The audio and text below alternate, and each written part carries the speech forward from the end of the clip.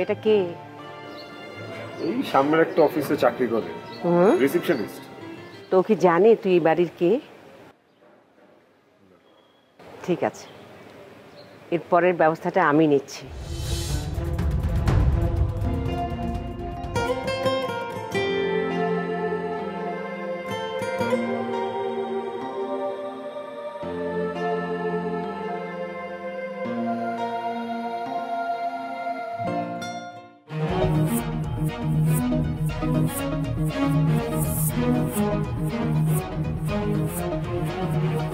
মেয়েটা কে রে?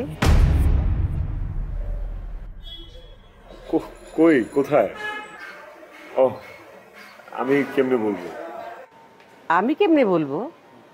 প্রতিদিন সকাল 9টা বিকাল 4টায় বারান্দায় এসে হাজির, বারবার ঘড়ির টাইম দেখা, আর বলছিস আমি কেমন করে বলবো? হ্যাঁ, কি মেয়েটা কে?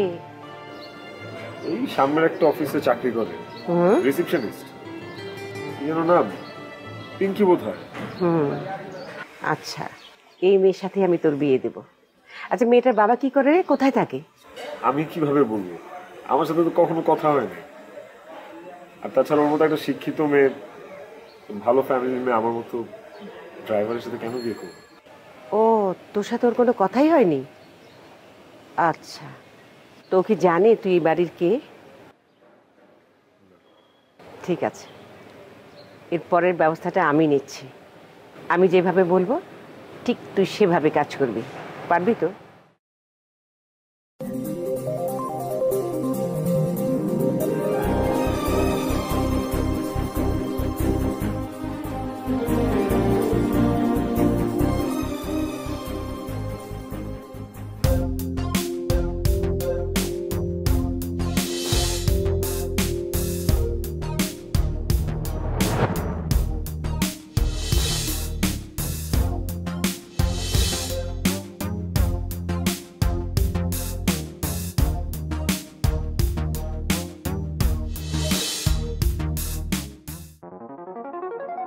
হাই, কেমন আছেন? ভালো, কিন্তু আপনি কে? আমি কি আপনাকে চিনি? চেনেন চেনেন, আমাদের প্রতিদিনই দেখা হয়। আমি বারান্দায়, আপনি রাস্তায়, কিন্তু এভাবে সামনাসামনি কখনো দেখা হয়নি।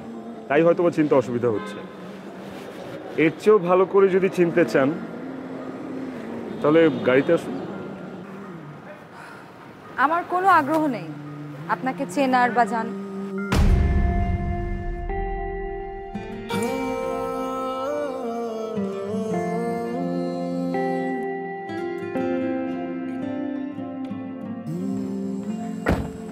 অফিসের বস যদি দেখে ফেলতো না, বিশাল ঝামেলা হয়ে যেত। উনি আমাকে বলেছিল আর একটু কিছুক্ষণ থাকতে, বাট আমি বলেছি আমার বাসায় অনেক ইমার্জেন্সি। তাহলে তো আপনার বসকে থ্যাংক ইউ দেওয়া উচিত। আপনার বসের কারণে আপনি আমার গাড়িতে উঠলেন, আপনাকে আমি লিফট দিব। ভুল আমারই। আমার আগে থেকেই সব কথা বলা উচিত ছিল। আগে বলনি তো কি হয়েছে, এখন বলো সমস্যাটা কোথায়? তুমি আসলে আমাকে যা দেখছো আমি তা না। এই আমি ছাড়া আমার যা কিছু দেখছো, গাড়ি, স্যুট, বুট, কোনো কিছুই আমার না। সব হচ্ছে আমার মালিকের ছেলে মিতুল স্যারের। আমি যা করেছি মায়ের কথা মতোই করেছি। আমি না মিথ্যা কথা বলতে পারি না। আমি মানুষকে কোনোদিন ধোঁকা দিতে পারি না। আর যাকে ভালোবাসি তাকে